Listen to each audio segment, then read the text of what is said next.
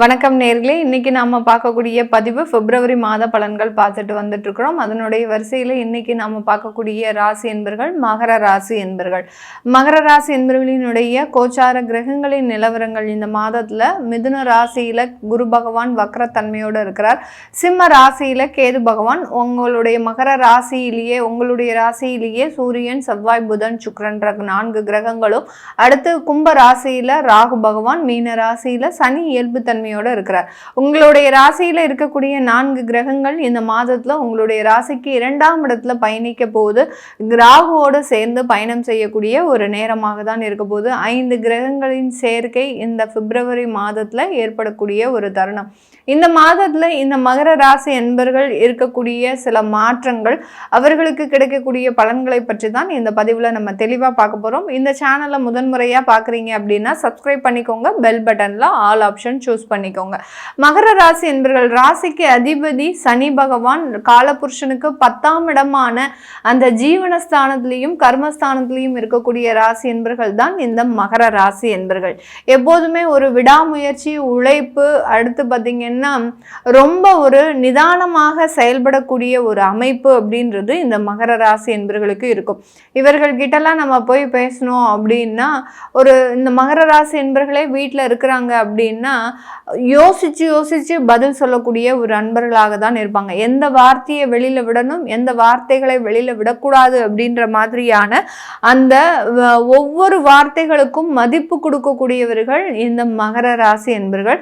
அதே சமயத்துல ரொம்ப வெள்ளேந்தியாக இருப்பார்கள். அதாவது மற்றவர்களை எல்லாம் அதிகப்படியாக நம்புபவர்களும் இந்த மகர ராசி என்பர்கள் தான். சனியினுடைய குணாதிசயங்களே என்ன அப்படின்னு கேட்டீங்கன்னா, உழைப்புக்கு முக்கியத்துவம் கொடுக்கக்கூடிய ஒரு கிரகம் தான் இந்த சனி பகவான்.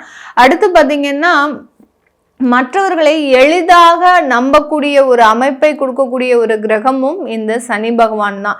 எல்லாத்துலேயுமே அந்த சனி பகவான் முக்கிய இடம் பெறுகிறார் இந்த மகர ராசி என்பர்களுக்கு. இந்த மகர ராசி என்பர்கள் ஒரு நாள், ஒரு மாதம், ஒரு 6 மாதம் வேலை இல்லை அப்படின்னா இவர்களுக்கு பைத்தியம் முடிச்ச மாதிரி இருக்கும். என்னடா இது, நமக்குன்னு ஒரு வேலை இல்லையே, ஒரு வேலை, ஒரு வருமானம் இல்லையே எப்படின்னு அந்த ஒரு நாள், ஒரு 6 மாதம் தான் ஏதாவது ஒரு பிரேக் இருந்துருச்சு அப்படின்னா அவர்களால் அந்த விஷயங்கள் ஜீரணிச்சிக்கவே முடியாத அளவிற்கு மிகப்பெரிய அளவுக்கு மன உளைச்சலுக்கு ஆளாகக்கூடியவர்கள். தொழில் செய்யறதுக்கு இந்த மகர ராசி என்பவர்கள் விரும்புவார்களா அப்படின்னு கேட்டீங்கன்னா கண்டிப்பா விரும்புவார்கள். ஆனா அந்த தொழிலே தெய்வமாக இருக்கக்கூடியவர்கள், தொழிலை தவிர வீட்டிற்கு வரமாட்டாங்க. தொழிலே இருக்கக்கூடியவர்கள், தொழில அதிகப்படியான லாபத்தை சம்பாதிக்கணும், தொழில இருக்கக்கூடிய அந்த தொழிலாளர்களை நல்லா கவனிச்சுக்கணும் அப்படின்னு நினைக்கக்கூடியவர்கள் இந்த மகர ராசி என்பவர்கள். இவர்களுக்கு தொழில் அமைப்புகளும் மிக பெரிய அளவுக்கு சப்போர்ட் பண்ணக்கூடிய ஒரு அமைப்பு தான் இந்த மகர ராசி என்பவர்களுக்கு. இந்த காலகட்டம், இந்த பிப்ரவரி மாதம் ராசிக்கு 2ஆம் இடத்துல 5 கிரகங்களின் சேர்க்கை. இதனால வருமானம் ஒரு நிரந்தர தன்மையை பெறுவதற்குண்டான ஒரு தருணமாக இருக்கும். நிறைய பேர் பார்த்தீங்கன்னா கடந்த காலத்துல ஒரு வருடத்துல, அதாவது 7.5 சனி எல்லாம் முடிஞ்சு இவர்களுக்கு நிறைய பிரச்சனைகள் குடும்பத்துல ஆரம்பிச்சிருக்கும். நல்லா போயிட்டு இருந்த குடும்பம் கூட இன்னைக்கு பொழுதுக்கு பார்த்தீங்கன்னா ஏதோ ஒரு விவாகரத்து பிரச்சனை, ஒருத்தருக்கு ஒருத்தர் தனியா இருக்கிறது, ஒரே வீட்லயே இருந்துட்டு பேசாம இருக்கிறது, இந்த மாதிரியான குடும்பம் ரீதியான சில பிரச்சனைகளை அனுபவித்து கொண்டு இருக்கின்ற இந்த மகர ராசி என்பவர்களுக்கு இந்த மாதத்துல அதிலிருந்து ஒரு 30% ஒரு ரிலீஃப் அப்படின்றது கண்டிப்பாக கிடைக்கும். முழுமையாக கிடைக்குமா அப்படின்னு கேட்டீங்கன்னா அது கிடையாது. அப்படி முழுமையாக கிடைக்குமா அப்படின்னு கேட்கணும் அப்படின்னு நினைக்கிறவங்க உங்களுடைய சுய ஜாதகத்தை பார்த்துக்கிறது நல்லது.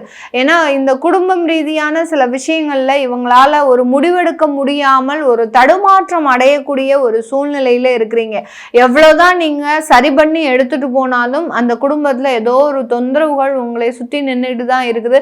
அதனால மன உளைச்சலுக்கு ஆளாகக்கூடிய ஒரு அமைப்பாகவும் இந்த மகர ராசி என்பவர்களுக்கு இருக்கு. அதனால இந்த மாதம் அதற்குண்டான நிவர்த்தி அப்படின்றது கண்டிப்பாக ஒரு 30% உங்களுக்கு கிடைக்கக்கூடிய ஒரு நேரமாக இருக்கும்.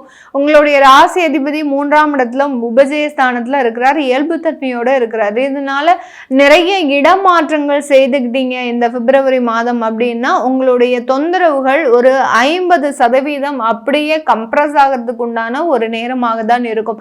யார் யாரெல்லாம் இந்த மகர ராசி என்பவர்கள் இந்த பிப்ரவரி மாதம் இடமாற்றம் செய்யறாங்களோ அவங்க முழுமையான கடன் தொல்லைகள்ல இருந்து நிவர்த்தி அடைவதற்கும், உங்களுடைய வேலை சம்பந்தப்பட்ட பிரச்சனைகள்ல இருந்து நிவர்த்தி ஆகுவதற்கும், அடுத்து குடும்பம் ரீதியான சில தொந்தரவுகள்ல இருந்து விடுதலை ஆகுவதற்கும் உண்டான ஒரு அமைப்பை பெறுகிறார்கள் அப்படின்றத நம்ம இந்த பதிவுல சொல்றோம். ஏன்னா அந்த இடமாற்றம் அப்படின்றது டோட்டலா உங்களுடைய லைஃபையே சேஞ்ச் பண்ணக்கூடிய ஒரு அமைப்பாக தான் இருக்கும். இந்த மாதம் இடமாற்றம் செய்யக்கூடியவர்கள், வேலை சம்பந்தப்பட்ட இடமாற்றத்தை நான் செய்யணும் விருப்பப்படுறவங்க இந்த மாதம் கொஞ்சம் நீங்க கண்ட்ரோலா இருக்கிறது நல்லது. ஏன்னா 2ஆம் இடத்துல அந்த தனஸ்தானத்துல 5 கிரகங்களினுடைய சேர்க்கை இருக்கிறதுனால இந்த வருமானம் கொடுக்கக்கூடிய நேரத்துல நீங்க வேலை இடமாற்றம் செய்தீங்க அப்படின்னா இந்த காலகட்டம் தேவையில்லாத தொந்தரவுகளையும் அனுபவிக்கக்கூடிய ஒரு அமைப்பாக தான் இருக்கும். இதே இது எனக்கு ஏப்ரல் மாதம் தான் நான் நோட்டீஸ் பீரியட் கொடுத்துருக்கிறேன், எனக்கு இந்த மாதம் நான் வேலை தேடுனா கிடைக்குமா அப்படின்னு கேட்டீங்கன்னா கண்டிப்பாக அதற்குண்டான ஒரு அமைப்புகள்லாம் இந்த மகர ராசி என்பவர்களுக்கு முழுமையாக இருக்கக்கூடிய ஒரு மாதம் தான் இருக்க போது. இந்த காலகட்டம் அந்த திருமணம் சார்ந்த உறவுகள் மீது உங்களுக்கு சில கசப்புகள் ஏற்படுவதற்குண்டான ஒரு நேரம். ஏன்னா இது நாள் வரைக்கும் ரொம்ப சூழ்நிலைக்காக நீங்க அட்ஜஸ்ட் பண்ணி இருந்த இந்த மகர ராசி என்பவர்கள் இந்த மாதத்துல அந்த மாதிரியான சில அட்ஜஸ்ட்மெண்ட்லாம் பண்ண முடியாம எவ்வளவோ பொறுமையா இருந்தாச்சு, இதுக்கு மேல என்னால பொறுமையா இருக்க முடியாது அப்படின்ற மாதிரியான ஒரு மன வெறுப்புகள் அடையக்கூடிய ஒரு மாதமாக தான் இருக்க போகுது. அதனால திருமணம் சார்ந்த உறவுகள்ல சில கசப்பு தன்மைகளும் தேவையில்லாத முடிவுகளை எடுப்பதற்குண்டான ஒரு நேரமாகவும் இந்த காலகட்டத்தில் உங்களுக்கு சில விவாகரத்து விஷயங்கள் ஏற்படுவதற்கும் உண்டான ஒரு வாய்ப்புகள்லாம் இருக்கு.